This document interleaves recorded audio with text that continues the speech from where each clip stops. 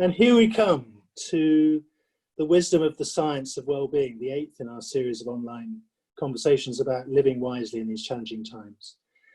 And I'm absolutely delighted to be joined on well-being by Vanessa King. Are you there, Vanessa? I am indeed, yes. Welcome. Who better to talk with about this subject of well-being? I mean, Vanessa, not to spare your blushes, a leading international light in the movement on well-being, a board member at Action for Happiness, which has pushed so much thinking and practical ideas forward on this, author of 10 Keys to Happier Living, and a very regular national and international speaker. And if I could commend to those who are listening as a companion piece to this, your TED Talk on 10 Keys to Happier Living, I would like to do that. So Vanessa, welcome, and I'm really looking forward to this conversation. Oh, it's nice to be here. Good to be talking on a Friday. Well, it might not be when you're watching it, but it is when we're talking. The day it's a Friday. And I mean, just where to start?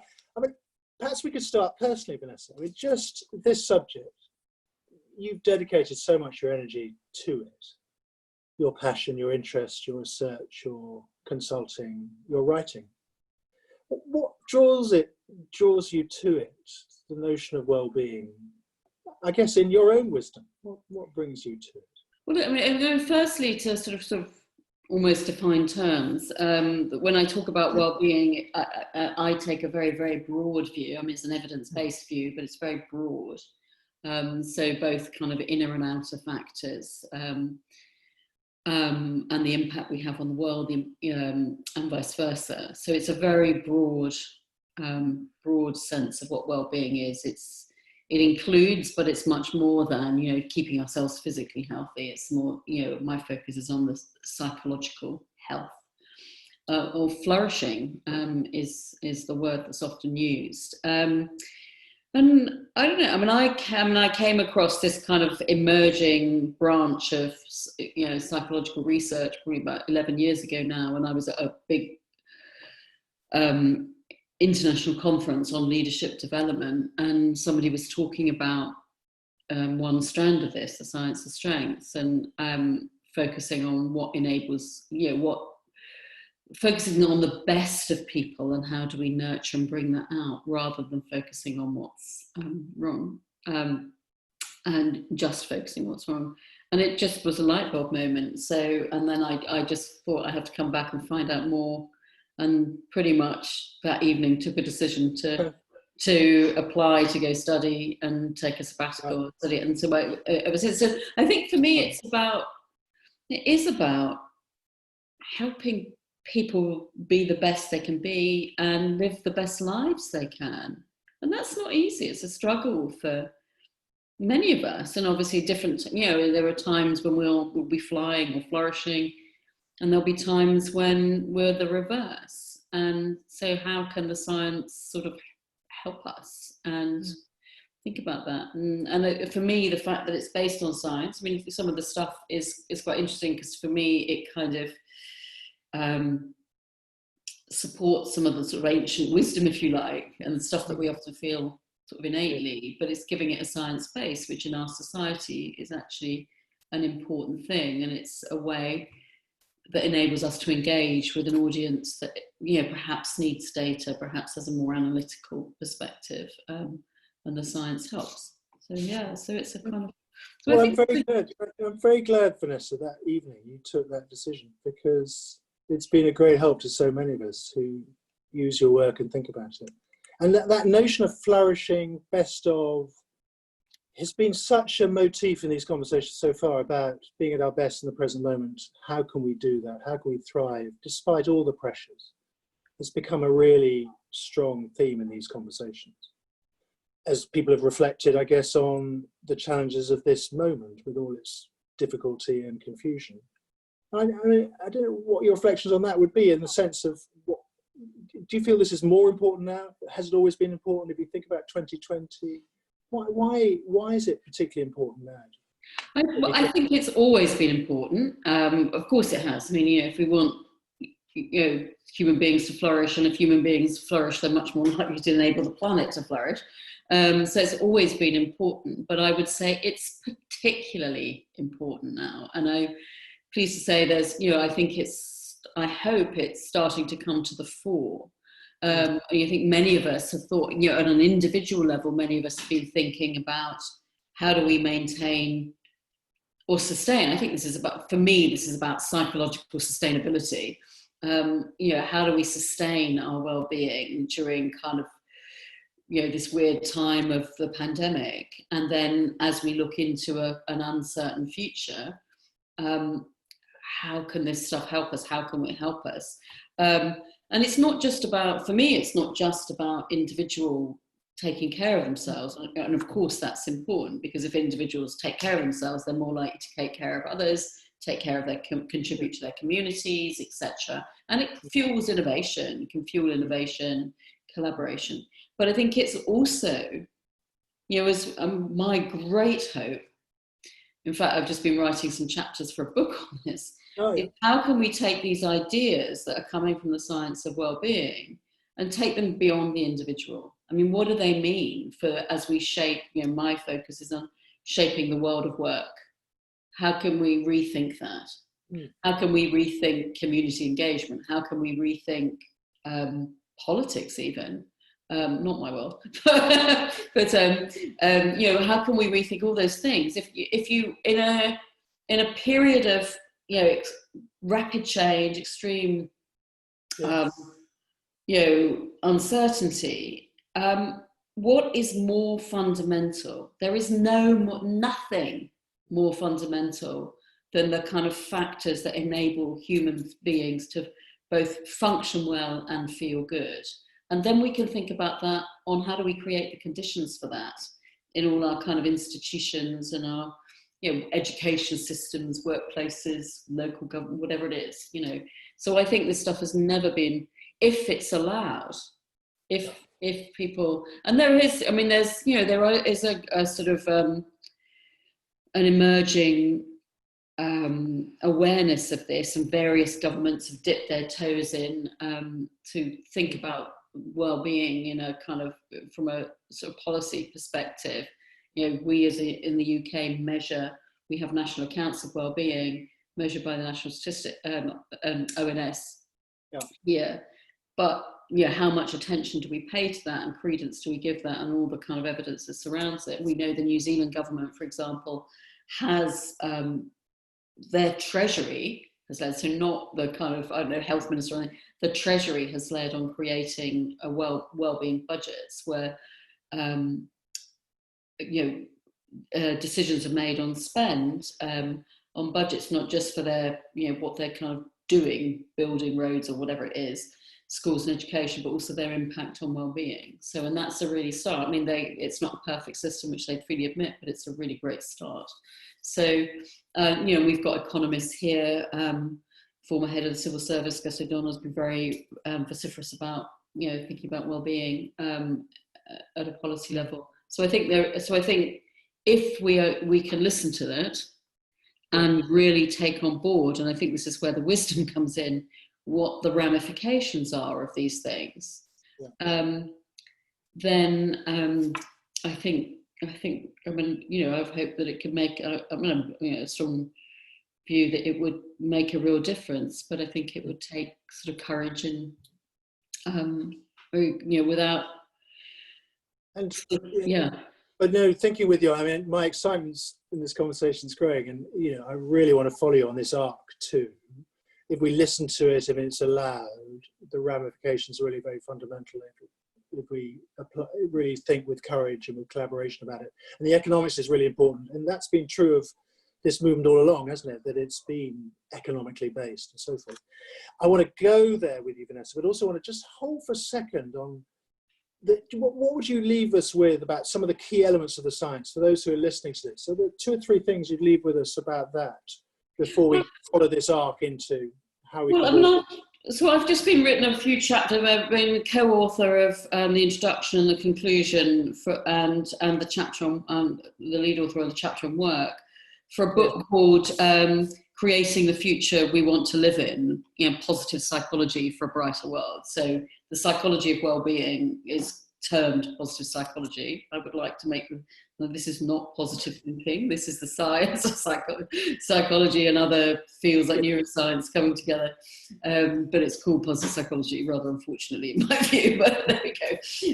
So in that, we've articulated 5 principles that we look at then from different aspects, whether that's from childhood and education, through the environment, politics, work, leisure, all those things. So looking at playing with those. So the 5 principles, and they're all completely grounded in evidence about what enables people to feel good and function well. So they're the psychological factors. So of course other things matter too, but these are particularly the psychological. So one is this core psychological need every human being has, to feel connected, feel seen by others, to feel, and this will, how that manifests and how that will vary from individual to individual. But we're sort of hardwired. We're a social species, whether we're introvert or extreme introvert or not, or extrovert. We are socially slow, and we know that people who have feel lonely have fewer than 3 people that they can turn to when they need to. Are much more likely to have obesity, heart disease, etc., and even actually a higher likelihood of death, because it's so important. And all these psychological factors, they're led. I'm coming from a psychological lens, but they actually do affect our physiology. So the second is a sense of autonomy. So what does this mean? I mean, this is kind of interesting if you think about that interplay with the social, because to live in social structures, to coexist in communities or families or wherever it is, in workplaces, that it's all a dance of sort of a bit of compromise, isn't it? But how do you engender a sense of choice, a sense of autonomy over certain aspects of our lives, and and the responsibilities that go along with that? So, but I think that sense of not feeling controlled or manipulated and those sorts of things is really important. There's a sense of we all have a psychological need for, it might be called mastery, it might be called a sense of competence, but feeling that we can manage in our environments, and we can grow and learn and develop and progress. Even sort of micro moments of progression make a difference. So how do we enable that?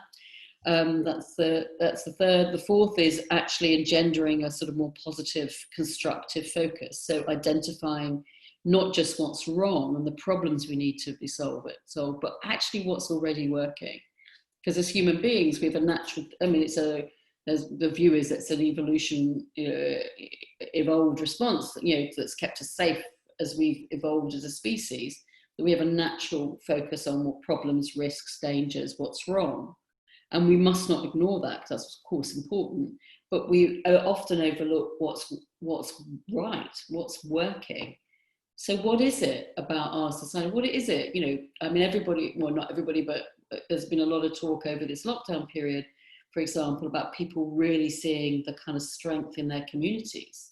Yeah. That's been latent. So how do we bring that to the fore? So that's the fourth, engendering a sort of, focusing on what's working as well as what's wrong. And the third is actually, how do we cultivate a sense of meaning? So feeling part of something bigger, that we contribute to the greater whole, a sense of belonging, those sorts of things, which often connects with the feeling connected for others. So feeling connected to others, autonomy, sense of competence, sort of focusing on what's working as well as what's wrong, and fostering a sense of meaning, are what we are calling the sort of 5 psychological principles.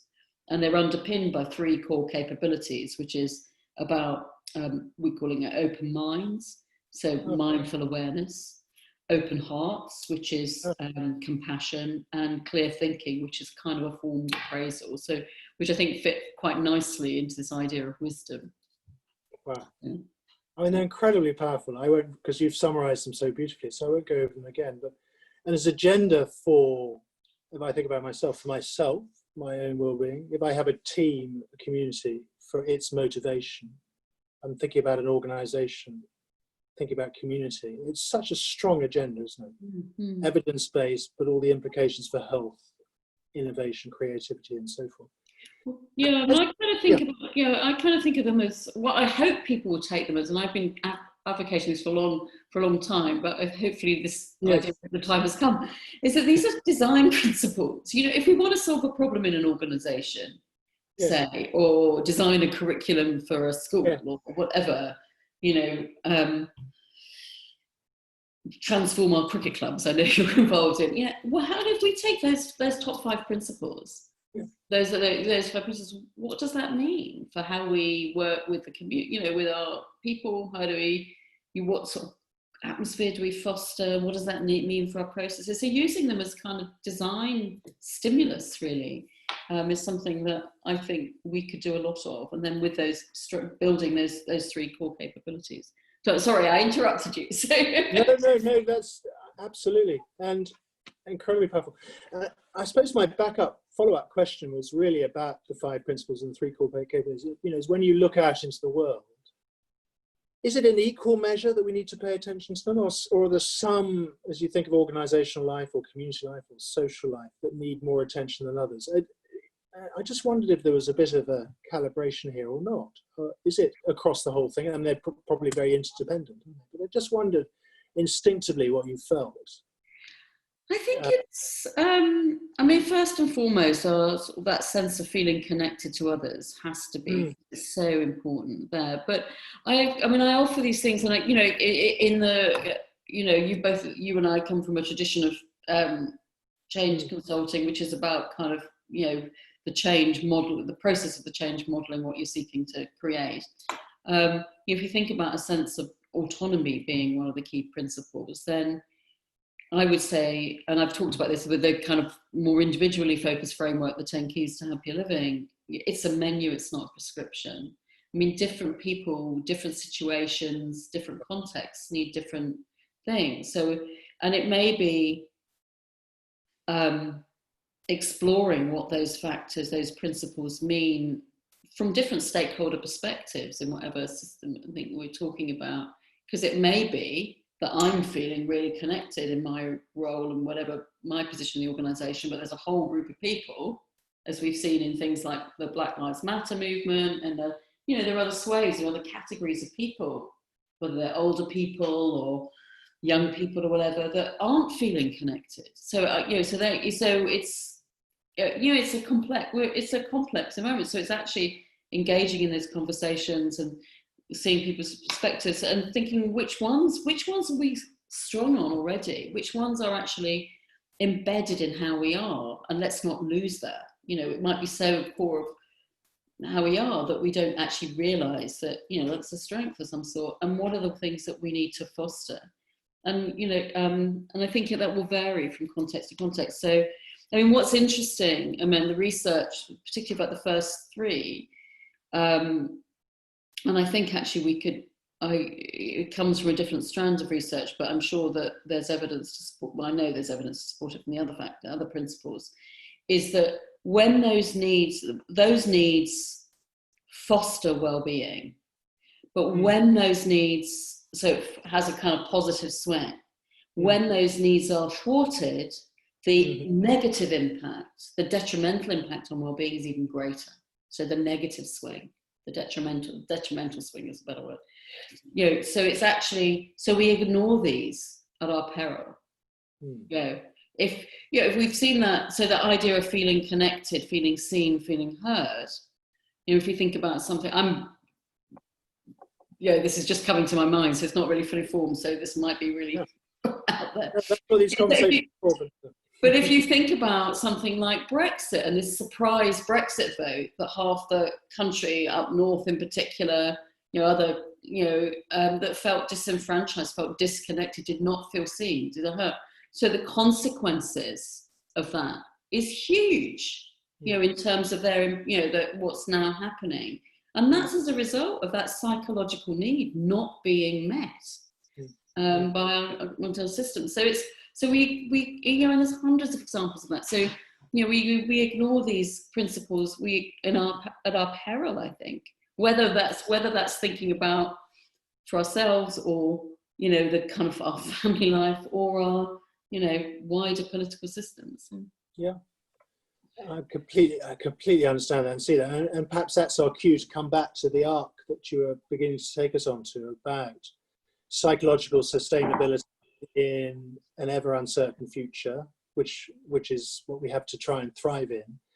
And then we heard you talk about that, you use the phrases, well, if we listen to this, if it's allowed, that's the challenge for our wisdom, to think through the ramifications of this with courage and collaboration.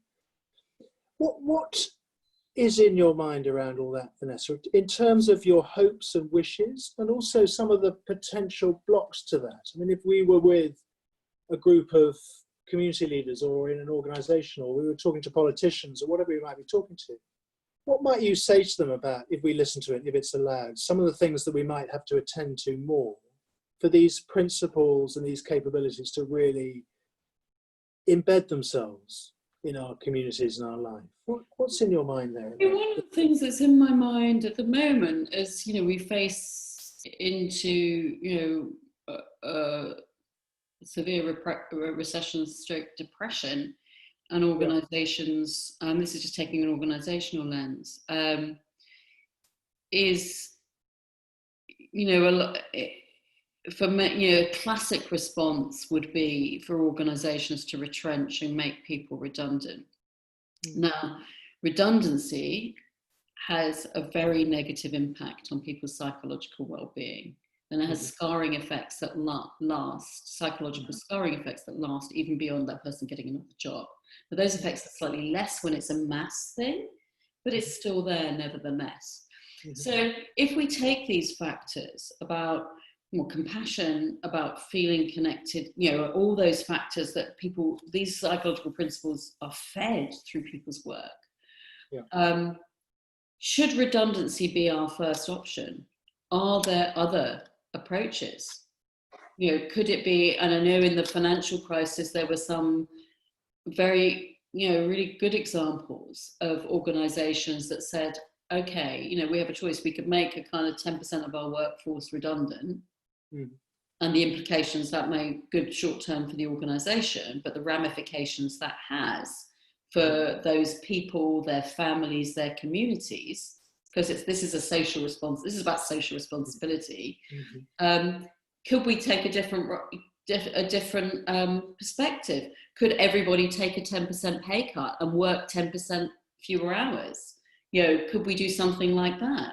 You know, where let's talk to the workforce, and instead of pitting people against it and competing to keep their jobs, actually say, how do we keep us all in our jobs, and what could we do? You know, so taking a radically different perspective, you know, I believe would create much less stress and tension in the short term, because no one likes, you know, making people redundant, and certainly nobody likes being made redundant. And you know, even if you're one of the survivors, we also know there's survivor guilt and all that stuff. You know, that happens, and then the stresses and strains of having to pick up the slack, you know, for people no longer there. Then how do we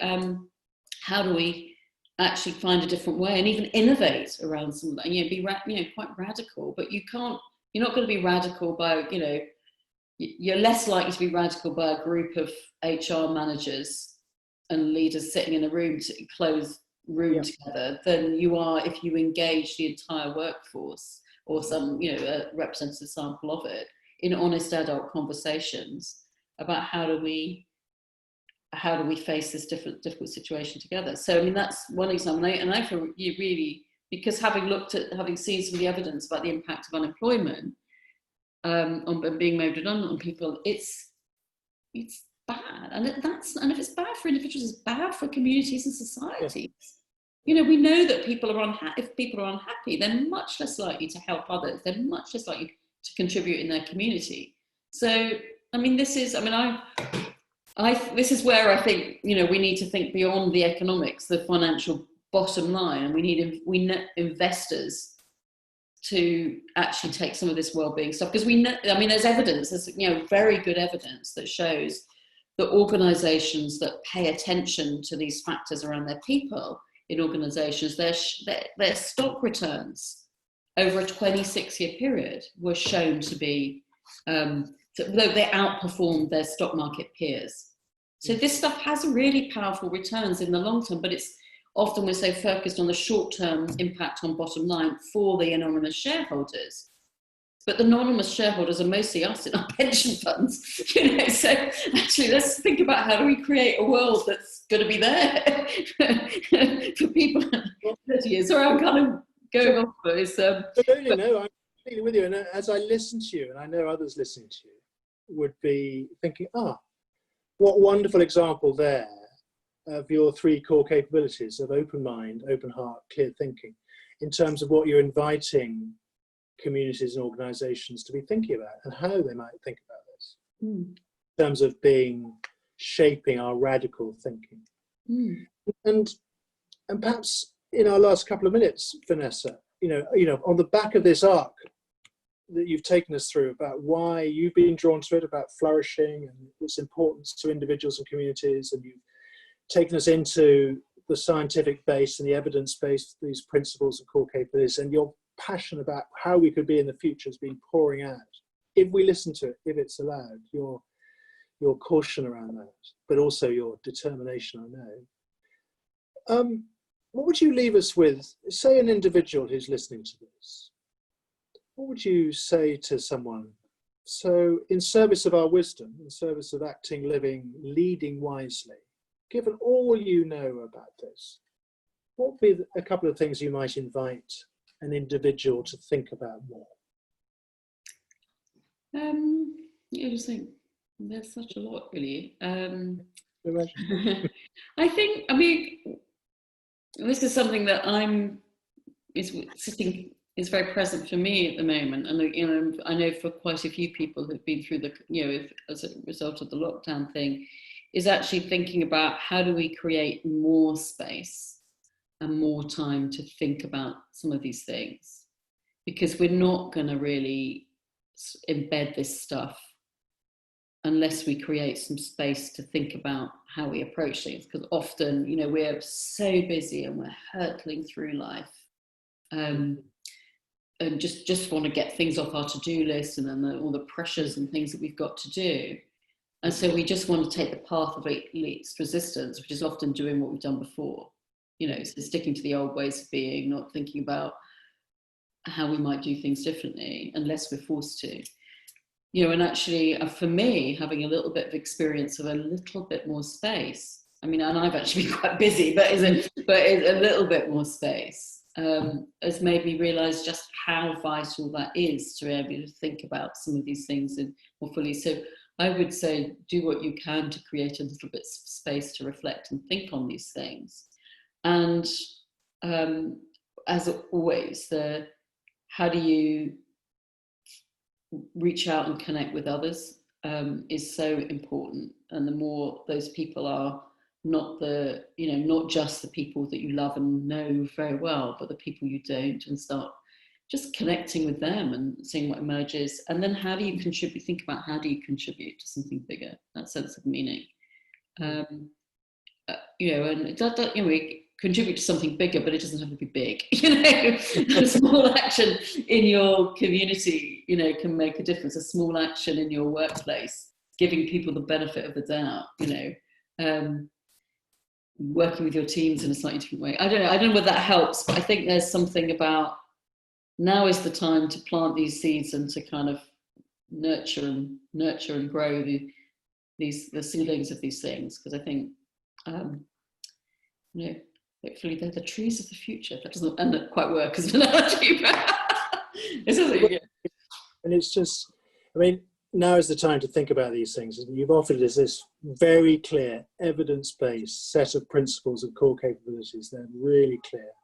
And you're inviting us to slow down, create more space to think about that. Think about connection in particular. Think about meaning. And to attend to those. And Vanessa, thank you. Because can I just say one thing? And say, and take action. Do something rather than nothing. A tiny action is where it starts. So I would say don't just think. Take some sort of action, however small. And on that note, Vanessa, in real delight and pleasure, thank you. You're most welcome. Absolute pleasure.